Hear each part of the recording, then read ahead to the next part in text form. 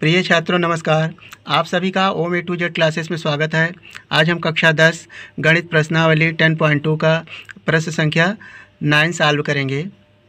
यह प्रश्न काफ़ी महत्वपूर्ण है और बड़े क्वेश्चन में है।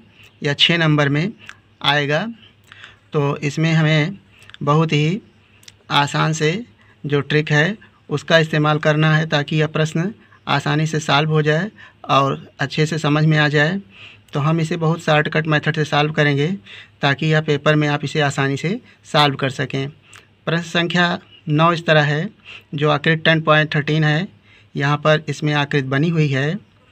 कहा गया है कि एक्स वाई तथा X dash Y dash O केंद्र वाले किसी वृत्त पर दो समांतर स्पर्श रेखाएं हैं और स्पर्श बिंदु सी पर स्पर्श रेखा ए बी एक्स वाई को ए तथा एक्स डैश वाई डैश को बी पर प्रच्छेद करती हैं। सिद्ध कीजिए कि कोण ए ओ बी बराबर 90 डिग्री है। तो यहाँ पर हमें इसका जो फिगर बना हुआ है इसमें देखें, हमें ये सिद्ध करना है कोण ए ओ बी ये 90 डिग्री सिद्ध करना है। तो सबसे पहले ये सेम आकृति को हम कॉपी में बना लेते हैं और उसी में समझते हैं। यहाँ पर सेम फिगर हम बना लिए हैं। देखें, एक्स वाई के समांतर वृत्त पर रेखा है X dash Y dash. X Y बिंदु P पर स्पर्श कर रही है, एक्स डैश वाई डैश वृत्त को Q पर स्पर्श कर रही है। यह Q स्पर्श बिंदु है। एक्स वाई का जो स्पर्श बिंदु है P है।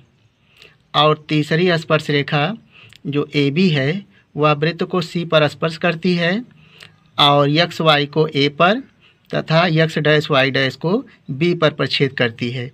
तो यहाँ पर हमें जो कोण ज्ञात करना है ए ओ बी बराबर 90 डिग्री सिद्ध करना है। तो यहाँ पर देखिए, जो पी ओ है यह त्रिज्या है और ओ क्यू भी त्रिज्या है।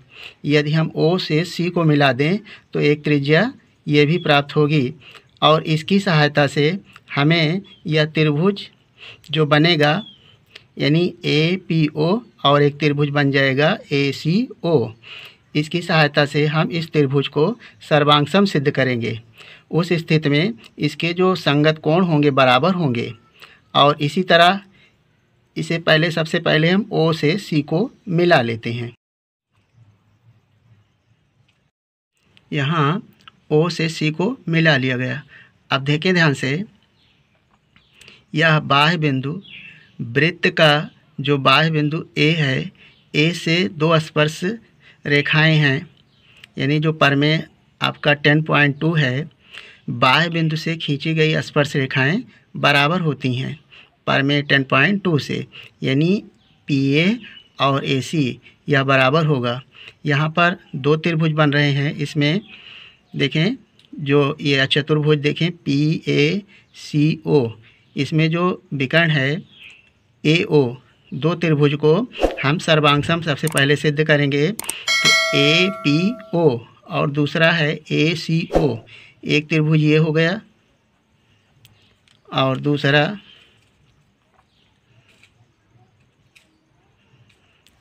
इन दोनों त्रिभुजों को हम सर्वांगसम सिद्ध करेंगे सबसे पहले। तो सबसे पहले हम APO में तथा ACO में इन दोनों त्रिभुजों को सर्वांगसम सिद्ध करने के लिए परमेय 10.2 का प्रयोग करेंगे। और हमने जो रचना की है ओ से सी को मिलाया है। सबसे पहले लिखेंगे ओ से सी को मिलाया,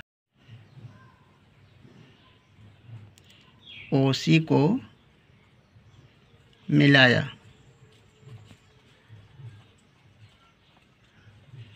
उसके बाद त्रिभुज देखें APO और ACO में लिखेंगे त्रिभुज APO तथा त्रिभुज ACO में। यहाँ पर देखें, यानी वृत्त का जो बाह्य बिंदु है A है, A से जो स्पर्श रेखाएं खींची गई हैं AP और AC यह बराबर होगा। तो लिख सकते हैं AP बराबर AC और यहाँ पर लिखेंगे परमेय 10.2 से। प्रमेय 10.2 का कथन है कि वृत्त के बाह्य बिंदु से खींची गई जो स्पर्श रेखाएं हैं बराबर होती हैं। यह प्रूव किया गया है प्रमेय 10.2 से।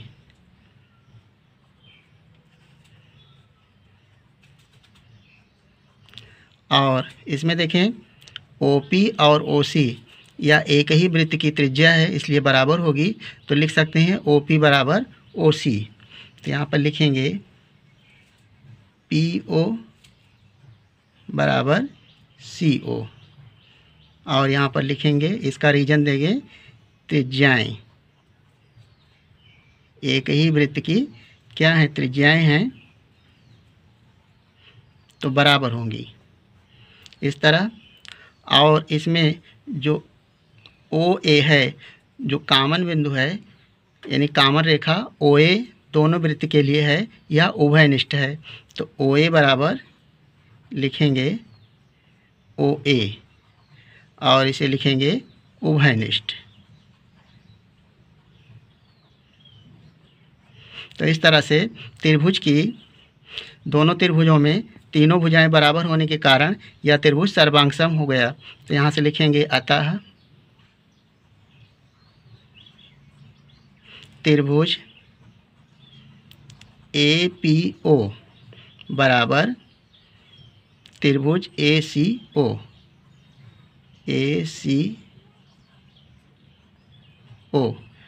यहाँ पर सर्वांगसम का चिन्ह इस तरह दिखाएंगे। ये सर्वांगसम का चिन्ह है, APO सर्वांगसम हो गया ACO के। तो जब सर्वांगसम हो जाता है तो उसके सभी संगत भाग बराबर होते हैं, संगत कोण और संगत भुजाएं। तो यहाँ पर हमें जो ये कोण एक, इसे हम मान लेते हैं यह कोण 1 है और इसे मान लेते हैं कोण यह 2 है। तो यहाँ से लिख सकते हैं AOP बराबर हो जाएगा, इसलिए जब त्रिभुज सर्वांगसम हो गया तो उनके संगत कोण और संगत भुजाएं भी बराबर होंगी। तो इसलिए कोण AOP बराबर होगा कोण AOC के, कोण AOC के। और आप यहाँ पर लिख सकते हैं CPCT से, CPCT से। इसका मतलब त्रिभुज के जो सर्वांगसम हैं उनके सभी संगत कोण और संगत भुजाएं बराबर होती हैं, तब हम CPCT का प्रयोग कर सकते हैं। तो यहाँ पर ये संगत कोण बराबर हैं इसलिए CPCT का प्रयोग किया गया। तो AOB को हम कोण 1 लिख सकते हैं यहाँ पर, या कोण 1 इसे लिख लें और बराबर इसे आपके लिए आसान होगा इसलिए इसे संकेत में कोण 2 और इसे मान लें समीकरण नंबर 1। अगर इतनी बात समझ में आ गई, समझ लीजिए आप 50% इसको सिद्ध कर लिए। अब इसमें जो दूसरा भाग है COQB या चतुर्भुज है और बीच वाला ये जो विकर्ण है या दो त्रिभुज बना रहा है, तो इसको हम मान लेते हैं या कोण 3 है और ये कोण 4 है। तो जिस तरह से हमने कोण 1 बराबर कोण 2 सिद्ध किया है, इसी तरह हम सिद्ध कर सकते हैं कोण 3 बराबर कोण 4। इसी प्रकार हम लिख सकते हैं कोण 3 बराबर कोण 4। इसे सर्वांगसम सिद्ध करने की ज़रूरत नहीं है, जिस तरह हमने इसमें सर्वांगसम सिद्ध किया उसी तरह यहाँ पर लिख देंगे। इसी प्रकार लिखेंगे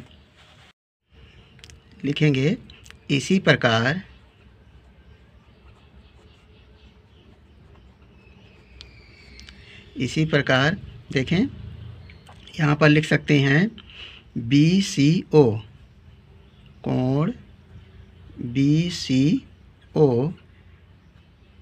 ये सर्वांगसम होगा त्रिभुज BQO और यहाँ पर साइड समरूपता से।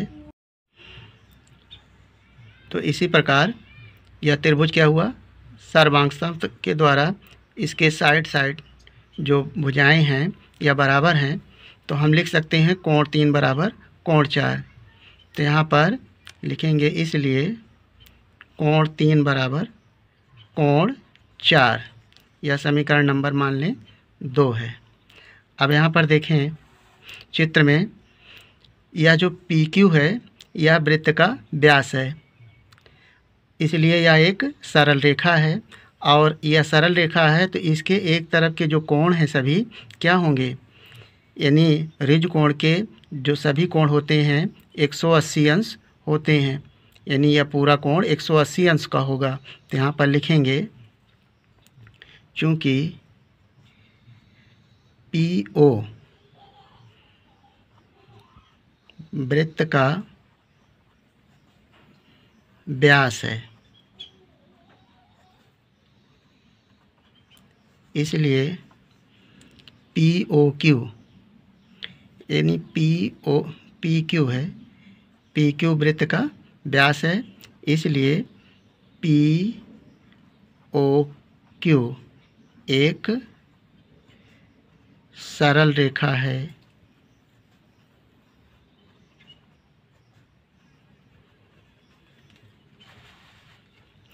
तो यहाँ पर यह एक सरल रेखा है, इसलिए इसके सभी कोण जो हैं इनका योग 180 अंश होगा। तो लिखेंगे अतः कोण 1 प्लस कोण 2 प्लस कोण 3 प्लस कोण 4 बराबर 180 अंश, यानी एक तरफ के जो कोण हैं सभी क्या हो जाएंगे 180 अंश जोड़ने पर प्राप्त होंगे। तो यहाँ से आप देखें जो समीकरण 1 है, कोण 1 बराबर कोण 2, क्योंकि हमें कोण 2 और 3 की आवश्यकता है AOC में, यानी 2 और 3। तो 1 के बराबर यदि 2 है और 3 के बराबर 4 है तो इसका उपयोग हम यहाँ पर करेंगे। तो लिख सकते हैं कोण 1 के स्थान पर कोण 2, तो या कोण 1 के स्थान पर लिख दें कोण 2 प्लस कोण 2 प्लस कोण 3 हमें चाहिए, कोण 4 के स्थान पर लिख सकते हैं कोण 3। यहाँ पर जो समीकरण हमारा 2 है, कोण 3 बराबर कोण 4, इसका प्रयोग करेंगे तो कोण 3 के स्थान पर कोण 3 ही रहेगा, प्लस कोण 4 के स्थान पर लिख देंगे कोण 3 बराबर 180 अंश। इस तरह अब यहाँ पर जोड़ लें, दोनों एक ही तरह के कोण हैं ये, तो हो जाएगा 2 कोण 2 प्लस इसी तरह 2 कोण 3 बराबर 180 अंश। यहाँ से 2 कामन ले लें, तो 2 कामन लेने के पश्चात बचेगा कोण 2 प्लस कोण 3 बराबर 180 अंश। तो यहाँ से 2 से भाग कर दें तो हो जाएगा कोण 2 प्लस कोण 3 बराबर 180 अंश बटे 2, 2 से काटें तो हो जाएगा 90 डिग्री। तो कोण 2 यहाँ पर चित्र में देखें, कोण 2 और कोण 3 को आप लिख सकते हैं यानी AOC, ये पूरा कोण, यहाँ पर ये पूरा कोण 2 और 3 मिलाकर AOC AOB होगा। जो हमें प्रूव करना है 90 डिग्री, AOB लिख सकते हैं 2 और 3 को, तो 2 और 3 को लिख सकते हैं कोण AOB बराबर 90 डिग्री, और यही हमें प्रूव करना था, सिद्ध करना था। तो यहाँ पर लिखेंगे इति सिद्धम।